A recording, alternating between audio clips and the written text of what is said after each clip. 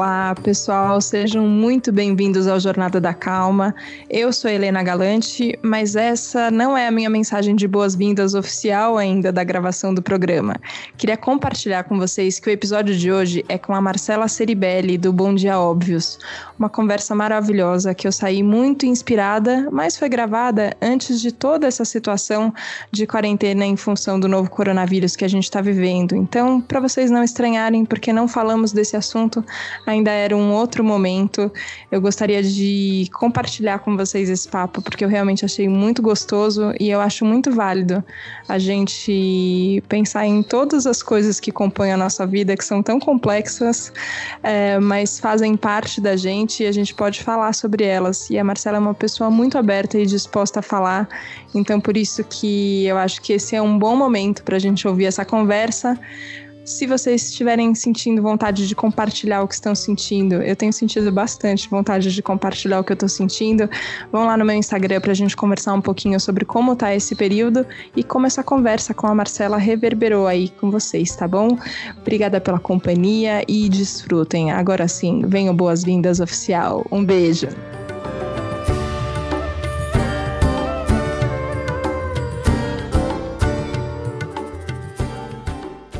Olá, seja muito bem-vindo ao Jornada da Calma, é um prazer te receber aqui. Eu sou Helena Galante e hoje estou aqui na minha frente com a Marcela Ceribelli, que tem uma voz maravilhosa que eu adoro ouvir no Bom Dia Óbvios, e a gente vai falar sobre muitos assuntos gostosos. Marcela, seja muito bem-vinda. Obrigada, Helena, muito obrigada pelo convite, já pelo elogio de cara. Sim, já começamos bem. Eu vou te contar como eu cheguei no seu podcast. Estava conversando com uma amiga que é jornalista também, falando assim, nossa, mas é tudo tão complicado, né? Às vezes a gente não tem tempo pra nada e eu quero fazer tantas coisas e eu gosto. E agora tem o projeto do podcast que de repente ganhou um tamanho que era muito maior do que eu esperava. E aí, falando de coisas que eu fazia, ela virou pra mim e falou, Helena, você tá tarefeira, né? Só tá cumprindo tarefa. Ela falou, eu acho que você tem que ouvir um podcast que eu não tenho tempo pra nada. Foi o primeiro episódio que eu comecei do Bom Dia Óbvios. Ai, que legal. E eu ouvi aqui vocês conversando e falei, nossa, tem razão. Eu acho que a gente tem que pensar, inclusive, como a gente lida com o nosso tempo de outro jeito. Eu fico falando de calma e de como a gente consegue chegar num estado mais sereno mesmo, com as coisas acontecendo. Mas é fácil a gente partir para esse lugar em que, de repente, a gente virou cumpridor de tarefa, né? Como surgem os temas do Bom Dia? São coisas que você está pensando, que você está vivendo ou tem uma pauta antes? Como é que é? Bom, o Bom Dia Óbvios vem da Óbvios, que é essa plataforma que a gente fala que é uma plataforma de felicidade feminina. E quando a gente pensa em fazer conteúdo que traga felicidade feminina, de cara a gente tem que entender o que essa mulher está passando. E somos mulheres diversas na reunião de pauta, cada uma com a sua vivência. E a gente gosta sempre de puxar, assim, quais são as dores? O que vocês estão vivendo, sabe? Porque eu acho que, por mais que a gente tenha muitos recortes de vivência de mulheres, tem coisas que a gente se encontra. E, por exemplo, a falta de tempo é porque a gente tem muitas jornadas, né? A gente tem a jornada profissional, você puxou, claro, mas certamente você ainda tem que cuidar um pouco da sua casa, sei muito pouco da sua vida, mas assim, eu imagino que se você começar a listar as suas jornadas, os seus turnos, eles são muitos, que nem são pra mim. Então, assim, eu sou desde mãe de cachorro, que é uma função verdadeira. Claro, não pode deixar ele na mão. Um ser vivo que depende de mim, até um relacionamento amoroso, que também é uma jornada, até minha família e até meu trabalho, que foi a pergunta que você me fez quando a gente estava chegando aqui, né? Mas como é que é? Você toca uma agência ao mesmo tempo? E sim, mas eu acho que esse podcast é muito interessante porque ele fala sobre o poder do não. E se você tá com esse sofrimento, eu acho que isso é uma coisa que eu aprendi desse podcast, assim, do não. E isso eu não vou conseguir fazer. Curioso que essa semana eu estava conversando sobre isso, de falar não, e como às vezes a gente tem dificuldade de observar o não como uma negativa, né? Eu tenho sempre uma coisa muito que foi um lugar que eu encontrei muita tranquilidade. E eu acho que cada um vai encontrando seus lugares onde fica mais tranquilo, que é um lugar de eu busco estar disponível. Eu tô aqui para fazer um trabalho, eu tô aqui para ter um encontro, para me relacionar com as pessoas que eu quero estar disponível para isso. Só que também tem a disponibilidade com a gente mesmo, né? E eu comecei a pensar isso, assim, dependendo do que você fala, olha, isso não dá, eu tô dizendo um sim pra mim também. Eu tô dizendo que, tudo bem, agora a minha prioridade é essa aí, então eu vou dizer sim pra essa prioridade. Pode ser só um joguinho de palavras mental, mas me ajudou a entender que também tem isso. Quando a gente fala não pra alguma coisa, a gente tá dizendo sim pra outra, né? Tem alguma preferência que a gente tem. Quando você fala dessas múltiplas jornadas que você tem, como... Tem uma sensação de equilíbrio ou tem uma sensação de desequilíbrio, mas é no desequilíbrio mesmo que a gente segue? Como é? Eu recebo muitas mensagens. Eu acho que por conta do Bom Job, você tá recebendo convidados tão incríveis e discussões muito ricas nesse sentido do autocuidado. Muitas vezes as pessoas falam, nossa, às vezes eu sou marcada em tweets falando... Às vezes eu tô no meio do meu dia e me pergunto o que a Marcela Ceribelli faria. Eu falo, não faça isso, porque a Marcela Ceribelli faz muita cagada. Devo dizer. Eu sou muito falha. Eu acho que eu tenho dias muito equilibrados e dias muito desequilibrados. Mas eu tenho as minhas prioridades. Isso é uma coisa que eu fui me organizando para me perdoar. Então, por exemplo, hoje, eu almocei em pé enquanto eu tava fazendo um call. Muito que não imaginam que eu faria de todas as coisas que eu prego. Uhum. Mas hoje, a minha terapeuta mudou o horário da consulta. E eu não queria deixar de fazer terapia hoje. Então, eu almocei em pé, mas eu fiz terapia. Então, assim, é um desequilíbrio, mas que é um equilíbrio. Eu entendi que, assim, eu ia ter que abrir mão de alguma coisa...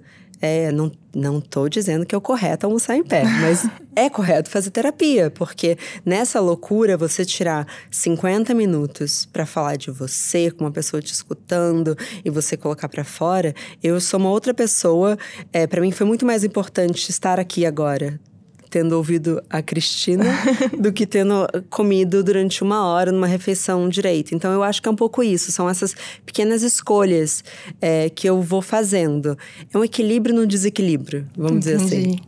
E eu acho que a gente tem... Você usou o termo correto, né? E muitas vezes vem na minha cabeça, não é certo isso que eu tô fazendo, eu acho que tá errado. Nossa, Helena, você tá errando aqui grotescamente, não pode. Ou isso tá muito certo, ou uma ideia fixa do que é o certo a ser feito, assim, sabe? E muitas vezes eu penso assim, quem diz, né? Até um programa que a gente fez sobre alimentação aqui no Jornada da Calma, a Marina falava assim, a gente fala, não pode comer fast food. Ela fala, quem disse que não pode? Assim, qual que é o estado que você tá? Qual que é a demanda que você tá sentindo? É uma comida de todo dia? Então, todo dia você vai comer fast food? Ok, você vai ter consequências no seu corpo por isso. Mas você tem uma vontade, um momento que vai ser uma questão de prazer, uma questão de convivência. Qual que é o problema? Quem disse que tá errado? E aí, fico pensando, como é que a gente faz pra se livrar dessa vozinha na cabeça dizendo, isso tá certo, isso tá errado. É verdade. Não é? Que eu acho que vem de uma certa rigidez que a gente tem, que são as regras invisíveis que a gente segue. Então, por exemplo, é muito fácil pra mim pensar assim, nossa, mas então é isso que virou minha vida? Agora eu almoço em pé? Pronto, aconteceu uma vez, vai ser todo dia assim. E não você tem que voltar e falar disso não é a regra. E eu, enfim, que se eu começar a falar de alimentação, é outro assunto que eu amo. Mas eu acho que é um pouco isso, assim, a sua rotina, vai acontecer todo dia, se perdoar um pouco, porque eu acho que essa cobrança, e que eu acho que é muito feminina também, de que a gente tem que ter o dia muito certinho, a gente criou regras que, às vezes você coloca pra fora, a sua melhor amiga vai te falar assim, tá doida? Sabe? Sim. Por que isso tá sendo tão dura com você? Então, eu acho que é isso. Como é que a gente pode ser um pouquinho menos rígida com a gente? Já que a gente tá falando de calma, qual que é... Eu sempre falo, na óbvio, assim, tem uma vozinha que é um pouco mais dura com a gente e a vozinha mais gentil. Como é que a gente deixa a vozinha mais gentil falar mais alto, sabe? E isso que você falou da melhor amiga, eu acho muito curioso como a gente tem facilidade de acessar essa voz gentil quando a gente tá com alguém que a gente gosta, e como com a gente mesmo, se a gente estiver fechado no quarto ou só fechado na nossa cabeça, nos nossos pensamentos, parece que a gente acessa essa vozinha muito rude e mais fácil. É uma coisa que às vezes eu penso assim, eu não falaria pra minha melhor amiga que isso que ela tá fazendo tá errado, ou que ela errou e por isso ela merece ser punida. Não, a gente compreende o outro. outro, né? Sim. Então, como é que a gente faz esse exercício de compreender a gente mesmo? E eu tenho a sensação, não sei se você tem com podcast, que a gente fala e se escuta, né? É um exercício de falar e ficar se escutando. E aí, de repente, você começa você mesmo, assim, sabe? Você tá numa situação, um amigo fala, olha, escuta esse podcast aqui, é o seu mesmo. E você fala, olha, tem razão, acho que eu tenho que me escutar. Tem um exercício que eu faço porque é difícil mesmo. Quando te falam, seja sua melhor amiga. O que a sua melhor amiga te falaria? Tem um exercício que é você, de fato, pensar na voz da sua melhor amiga. Então, traga uma fotografia mental dela. Então, por exemplo, eu vou pensar... A Juliana, minha melhor amiga, que vai me ajudar a me... Assim, quando eu penso uma coisa que eu tô sendo muito dura comigo, que eu tomar uma decisão, que eu tô sendo... Sabe, você fez mal, Marcela. Eu penso assim, que se eu contasse essa história pra Juliana, o que a Juliana viraria e falaria pra mim? E eu consigo ouvir quase o sotaquezinho dela carioca, falando comigo, sabe? Vem com sotaque e tudo. Vem com sotaque e tudo, porque eu acho que ajuda a materializar. Porque eu garanto, a sua melhor amiga nunca diria as coisas que você fala pra você. E igualmente pra mim, assim, e se a sua melhor amiga falaria coisas que você fala pra você em momentos ruins, troca de melhor amiga. Não, mas isso me lembra uma coisa que pra mim é muito forte tanto no processo de autoconhecimento quanto no processo do Jornada da Calma, que acabaram virando o mesmo processo ali também, como a importância de ser uma vivência coletiva é diferente. Porque é um caminho que... Eu sempre falo isso assim, a gente que caminha, né? A gente que vai dar os passos. As decisões que a gente vai tomar, ninguém vai tomar no nosso lugar. A gente que vai ser responsável por elas. Mas quando a gente tem isso, assim, referências, pessoas do nosso lado, pessoas que lembram, assim...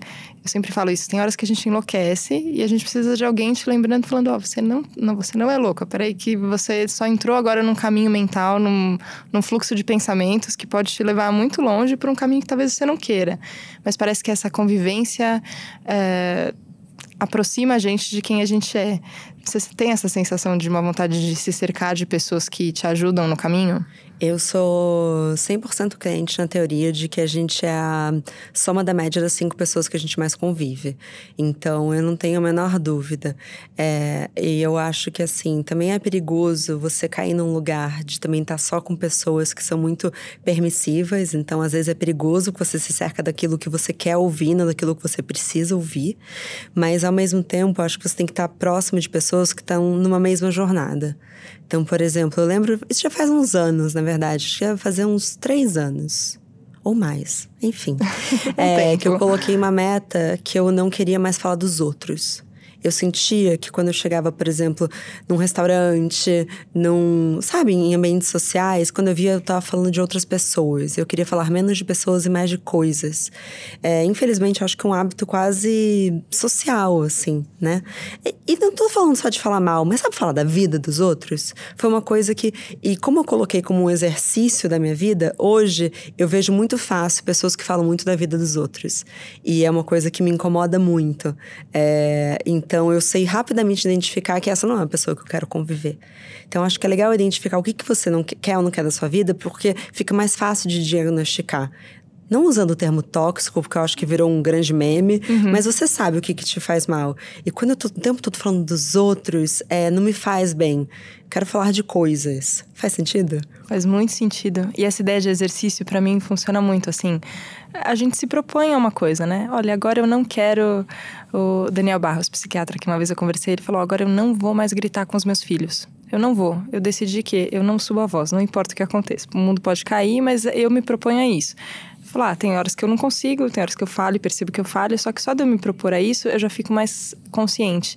E eu fico pensando qual que é Isso que você falou, a gente foi ensinado, né? Socialmente tem um protocolo sobre o que a gente fala.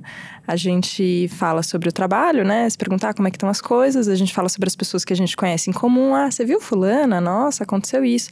Cicrano também, não sei o quê. É um hábito, é um protocolo social que a gente segue. A hora que você conscientemente fala, eu não vou fazer isso desse jeito, eu fico pensando qual que é o impacto. Porque a pessoa pode vir tentar falar com você, por exemplo, e a gente muda a conversa para outro lado. E é sempre um lado mais gostoso, né? Eu acho acho que a gente gosta disso, de falar das coisas, ou falar das sensações que a gente tem, ou mesmo falar da gente, né? O que tá acontecendo com você? Que momento é esse que você tá passando? O que eu gosto de fazer, quando vem me falar, por exemplo, mal de alguém, sabe fofoca? Eu gosto de falar assim, eu não conheço, não tenho nenhuma opinião sobre essa pessoa. Mas sabe o que eu tava pensando? E eu acho que isso é uma quebra no nosso paradigma social, assim. Porque parece que a gente tem que ter opinião sobre todo mundo que a gente já leu o nome. Sim, parece.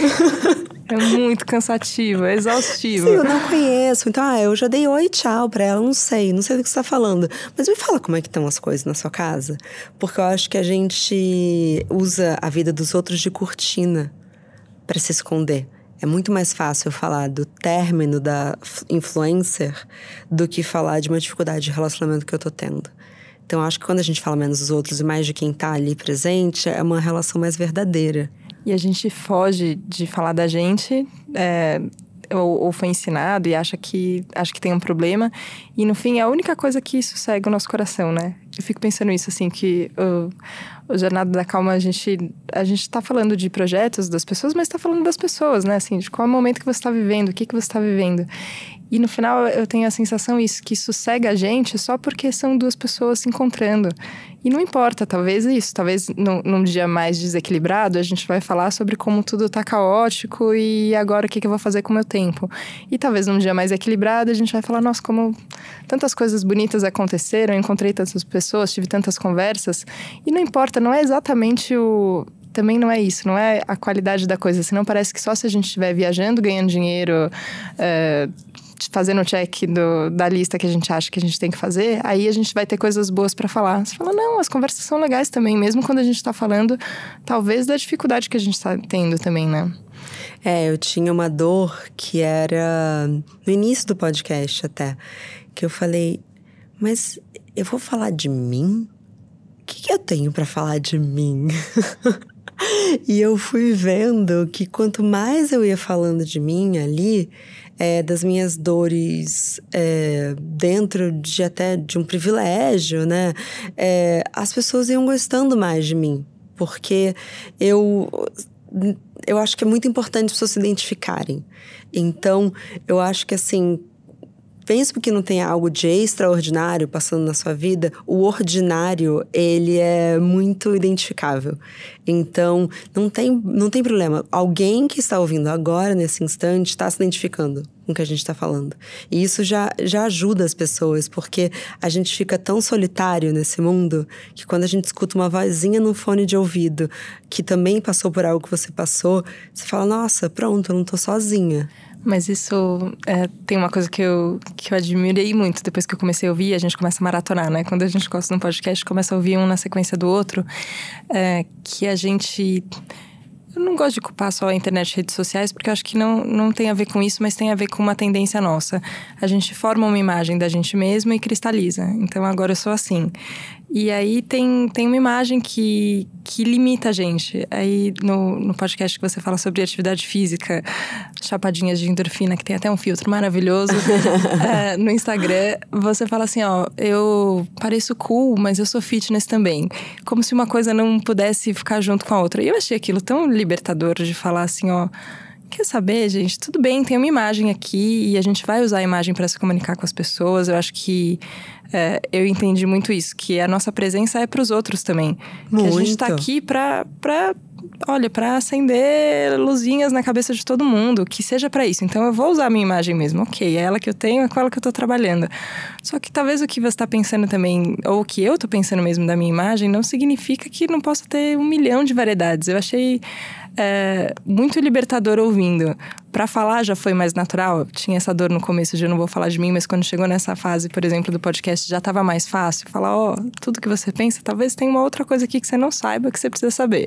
Então, o Chapadinha de Endorfina é a minha jornada de libertação, porque eu sempre fui fascinada por exercício físico. Se você ouviu, você sabe Sim. disso. Eu venho de uma família que isso é nossa união. Se mexer, se sentir bem. Então, só que eu fiquei muito presa nos estereótipos. E parecia que se eu falasse para as pessoas, vão fazer exercício físico porque isso vai fazer vocês serem felizes, parecia que eu ia ser uma chata. E tinha uma coisa que talvez quem tenha hoje 20 anos não entenda, porque até se a gente falar de street style, de moda, hoje a gente tem essas meninas, por exemplo, a Nike. Ai, não posso falar de marca, né? Pode falar de marca, pode falar de tudo que você quiser. Mas, por exemplo, hoje é um lugar muito cool, é muito contemporâneo um look esporte. Quando a gente estava crescendo, o look era outra coisa. Então, isso passa também por uma mudança de cultura mesmo, de comportamento. Então, hoje, tá mais fácil de se libertar nesse lugar. Mas enquanto eu estava crescendo, quando eu tinha 20 anos, que faz 10 anos… era uma coisa assim, se você gosta de fazer… você gosta de fazer exercício, legal é você se alimentar mal. Tinha uma coisa cool no junk, né? Ou ser fútil. Você se preocupa com isso, que futilidade. Que futilidade. Tinha. E eu tinha uma grande dor que era… como é que eu vou falar para as pessoas que eu sou fitness se eu não tenho o corpo de uma influenciadora fitness? Se eu tenho um corpo tão normal, se eu tenho um corpo de esporte, assim. Ainda que eu acho engraçado que às vezes as meninas me encontram, enfim, na academia e tal, elas falam, eu tô chocada com o quanto você corre, eu tô chocada. Elas ainda não acreditam que… É verdade, gente, não é só o filtro. É verdade. Mas foi uma libertação. Eu falei, não, eu não tenho o corpo perfeito, mas eu amo exercício físico. Eu sou tão culta quanto qualquer pessoa sedentária, mas eu amo isso aqui. E assim, de lá pra cá, a quantidade de mensagens que eu recebo por conta desse episódio, eu falo assim, minha missão no mundo já foi essa, assim, um pequeno legado já foi deixado. Porque o filtro, muitas meninas começaram a ir pra academia pra poder usar o filtro. Que legal. Cara, isso é tudo. Motivação. Eu falo assim, qualquer que seja a motivação, que seja o filtro. Você acabou de ganhar um ano de vida, tá valendo. E você tem eu acho isso, quando a gente abre os nossos horizontes, abre a cabeça mesmo pra ver, a gente descobre quantas possibilidades tem isso. Eu acho que, eu vejo por mim, eu tinha um caminho de muito sedentarismo quando eu era pequena e de achar isso, que eu era muito ruim, que eu não tinha habilidade, que eu não sabia, que eu era descoordenada. Era uma piada na escola, nossa, Helena é muito descoordenada e não sei o quê. E aí parece que virou que pra você gostar de esporte é isso, o seu corpo tem que ser de tal forma, pra você gostar de atividade física, então você tem que usar tal roupa, ou ter tal motivação, e tinha muito na minha cabeça isso, assim, era uma coisa de que só se preocupa com isso quem tá querendo ter o corpo do biquíni, que foi sempre uma ideia que me pareceu muito não minha, assim, você fala, nossa, eu não gosto disso, isso não tem a ver comigo. Acho que era que eu comecei a falar, não, peraí, deixa eu ver aqui o que acontece. E você descobre tantas coisas, eu acho que tem um treino disso, um treino de presença que você pode ter na hora que você está fazendo atividade física, assim, como é que você, o seu corpo e sua mente estão no mesmo lugar fazendo coisas. Um treino de concentração, um cuidado que você tem com você mesmo, é isso que você falou, quanto isso representa lá na frente, né, uma dedicação agora, que eu gostei muito de ver ali, porque também não é um lugar que é alguém te mandando fazer alguma coisa. Não é um médico falando, olha, se você não fizer isso, deixa eu te contar mais uma ameaça ou mais uma imposição. Não, é gostoso, é legal, é divertido. Você pode tirar uma foto depois e compartilhar com os seus amigos que você foi e fez uma coisa que te fez bem, né? E é biológico, assim, na verdade, quando a gente fala do chapadinho de endorfina, é justamente isso, assim. O que você pode fazer diariamente para ter um pico de endorfina? A gente sabe que é chocolate, sexo, você pode fazer tudo isso no dia, mas Sim. O exercício físico, eu sigo não conseguindo meditar. Quem escuta o podcast sabe que eu tô nessa jornada, é impossível pra mim, talvez eu não tenha nascido pra isso, mas pra mim é uma meditação ativa, porque eu desligo a minha cabeça. E eu acho que qualquer 30 minutos que a gente tiver hoje sem uma tela é praticamente uma meditação. Estar conversando agora com você não me gera nenhuma ansiedade. Eu te garanto que se eu estivesse agora no meu celular, várias ansiedades estavam acontecendo. Então, eu acho que Só que o quanto você pode fazer isso? A gente tem um privilégio, que o nosso trabalho é ter uma conversa deliciosa dessas. Sim, isso é um privilégio. Você é privilegiado, sim. Somos. Mas imagina que muitas pessoas não têm isso. Só que elas podem, e que seja perder 30 minutos de sono para ganhar 30 minutos de olhar para o céu caminhando pela rua do seu bairro. é muito especial e só depende da gente, sabe? Mas aí eu fico meio coaching, então... Não, mas até isso, sabia? Sobre... A gente aprendeu a também banalizar o que a gente precisa de ajuda. Uma vez pra mim, foi um momento de muita libertação quando eu postei uma foto no Stories falando do livro A Grande Magia, da Liz Gilbert, que, enfim, do Comer, Rezar, Amar. E é um livro só sobre criatividade e, assim, autoajuda do começo ao fim. De boa qualidade, na minha opinião, mas era autoajuda. E eu postei falando assim, ó, por quantos anos eu falei que é uma droga, se autoajuda é uma droga. Não, filosofia só fechada que é bom. Não, a gente tem que ler romance, a gente tem que ler ficção, ler clássicos, que droga de livro, não vou aprender nada com isso. E sabe quando de repente eu falei, não, peraí, tem livros ótimos, tem coisas muito legais que eu posso aprender. E eu falar que eu tô precisando de ajuda ou querendo trabalhar a minha criatividade, por exemplo, e ter gente falando sobre isso, é ótimo, é uma libertação. E é isso, a gente não pode também banalizar, né? Assim, porque se alguém tá dando uma orientação pra mim, então virou meu coach, agora então também não vou ouvir. Não, às vezes tem coisas legais pra gente entender disso também, né? E mais uma vez as regras invisíveis, né? Exato. Não, livro de autoajuda eu não leio. E nossa, eu acho que assim, quanto mais rígido a gente for com essa vida, menos feliz a gente vai ser. Você vai ter que se permitir mudar de ideia. Você vai ter que se permitir. Não, hoje eu tô cafonérrima. Hoje eu tô afim, de fato, vou ouvir sertanejo nesse carro. E tchau, chora, Caetano Veloso. Sabe? Azar o seu, eu vou ouvir. Sabe? Porque eu acho que é um pouco isso. É como a gente procura se encaixar, a gente fica, opa, me encaixei. Então, essa aqui é minha tribo, o que a minha tribo faz. E é uma coisa até de adolescência mesmo, né? Que a gente vai perdendo aos poucos. Tem gente que não. Tanto tem gente que vive dos 15 aos 50 anos com os mesmos amigos indo nos mesmos lugares. Que é uma forma de vida. Tudo bem. Mas a minha felicidade tá em eu me permitir botar o pezinho pra fora. Conhecer pessoas diferentes. Me permitir ler um livro diferente. Entendeu? Não, eu gostava disso, hoje eu gosto disso. Eu, por exemplo, tinha uma pira de que, assim, gostava de viajar para grandes cidades. Então, eu amava ir para Nova York. Nossa, eu morava no Rio. Então, assim, São Paulo, Ana. Cara, hoje em dia, assim, se eu não botar um biquíni, não é férias. Eu troco ir para Búzios do que para Nova York em 2 segundos. Então, é você se permitir ir mudando de ideia. Porque senão, você vai ficar pirando o que você está sentindo. Aliás, falei isso para uma amiga minha outro dia. Que ela falou, eu tô com muita raiva que eu tô sentindo isso. Falei, mas já não basta sentir isso que você tá sentindo, você não tem que sentir raiva de estar sentindo. Nossa, sentir raiva, sentir culpa do que tá sentindo, sentir...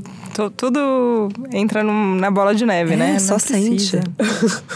Nossa, só sente, só se permite isso da escolha que você falou. E tem também no Bom de Óbvios de o que você tá escolhendo pra ser feliz hoje, né? O que você tá se propondo. E eu tinha isso em mente quando esse podcast começou também, assim... Como a gente pode lembrar que a gente tem possibilidade de escolha. Não importa quantas vezes a gente tenha feito as mesmas escolhas automáticas. Quantas vezes a gente tenha sentido raiva depois de um pensamento. Falado, claro, fiquei com raiva. E aí agora eu comecei a perceber que eu fico com raiva. E eu fico com culpa da raiva do sentimento que eu tava sentindo. A gente vai só acrescentando mais camadas. Exatamente uma loucura. Assim. Só que mesmo isso, assim, a gente tem direito de escolher de novo. A gente tem direito de se permitir esse outro passinho, essa outra direção que a gente vai. E eu acho bonito que a gente não desiste, né? Assim, eu acho que a nossa vida em sociedade, né? A humanidade como um todo, acho que a gente tem isso, de lembrança de que a gente pode não desistir. Que seja disso, assim, eu e a meditação, e agora? Como é que a gente vai se entender? Eu preciso de ajuda, quem é que pode me ajudar? Como é que eu posso fazer? Qual será que é a expectativa que eu tenho na minha cabeça que vai acontecer também agora? Eu tô meditando, o que vai acontecer? Mas isso da gente não... Que eu acho que é uma forma de otimismo, mas não é a vida poliana... De propaganda, eu acho que não é isso. É só uma forma de olhar e falar, eu posso tentar. Eu acho que é o tal do pacto com a felicidade, né? Que assim, eu adoraria conseguir meditar. Aliás, como eu adoraria. Mas eu já entendi que eu não consigo agora. E eu talvez seja mais feliz, de fato, respondendo meus e-mails que eu tô resolvendo minha vida naquele momento. Desculpa, Monja Coen, eu vou chegar lá, mas agora não é. E eu cansei de tentar, porque me frustrava. Tô falando um exemplo besta, mas um exemplo sério, por exemplo, vou falar uma coisa super íntima, mas é público. O meu pai acabou de se separar. Eu falei com ele hoje. E ele, enfim, ele tem seus 65 anos. Falei, pai... ele falou, todo mundo espera que eu responda que eu tô mal. Eu falei, mas pai, quantas pessoas não escolhem estar num relacionamento infelizes com essa idade pelo pânico de estar sozinha, pelo pânico do desconhecido? Pra mim é um exemplo.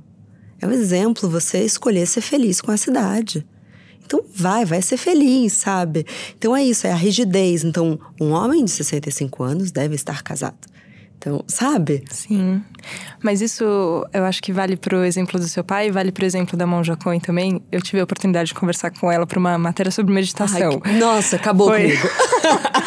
E foi muito curioso, porque a gente cria uma imagem da monja também, né?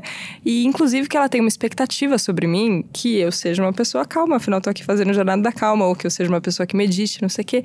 E é engraçado, porque todas as pessoas sábias que eu converso e eu acho que todas as pessoas têm sabedoria. Eu acho que a gente não tem isso de, uns são mestres, os outros são aprendizes. Todo mundo tem coisas para ensinar. Só que a gente reconhece quando uma pessoa se dedica à sabedoria e tem sabedoria para compartilhar. Só que os sábios, eles têm uma coisa muito legal, que eles não criam expectativa sobre as pessoas. Ela não vai te falar nada. Se você falar, desculpa, ela falou, mas eu não te culpo por isso, você que tá se culpando. E quantas vezes a gente faz isso, né? Essa vozinha que a gente coloca, personifica em alguma pessoa, tipo, tal pessoa vai achar muito ruim. E às vezes é até a sociedade, né? A sociedade vai me julgar e achar que tá ruim. Cara, não sei o que as pessoas vão fazer ou falar, mas e você com você mesmo, né? Como é que tá você com essa decisão? E tudo bem, você pode tá tudo bem, né? É verdade, eu tava até lendo sobre isso, que faz parte da ansiedade social, essa síndrome do spotlight, que é você achar que todo mundo tá te olhando e também achar que todo mundo se importa. E no final do dia, na verdade, as pessoas nem se importam tanto. Na verdade, as pessoas nem se engajam tanto. Acho que a gente perde muito tempo achando que o que os outros vão pensar. E, na verdade, a não ser que você seja uma pessoa... Enfim, acho que para cargos de liderança, de poder, pessoas muito famosas, mas assim, no final do dia, as pessoas não se importam tanto. E não é para ficar triste que elas não se importam, porque eu acho que isso é libertador. Quando você percebe que, assim, na verdade, as pessoas não se importam tanto assim com a minha vida. Quem tem que se importar com a minha vida sou eu. E acabou. Então, assim, não tem tantos olhares quanto a gente acha que existem. Mesmo quando eu fico reparando isso em show, assim... você vai lá no show e tá o Paul McCartney. E aí, como ele tá em cima do palco e tem uma multidão no estádio, parece que é tudo sobre ele. Só que a hora que você vai ver as pessoas vendo, é sobre ela, ó. Sou eu no show, é a minha foto. Eu com o meu namorado, eu com a minha amiga, eu com a minha mãe. É sobre mim. Então, a gente tá...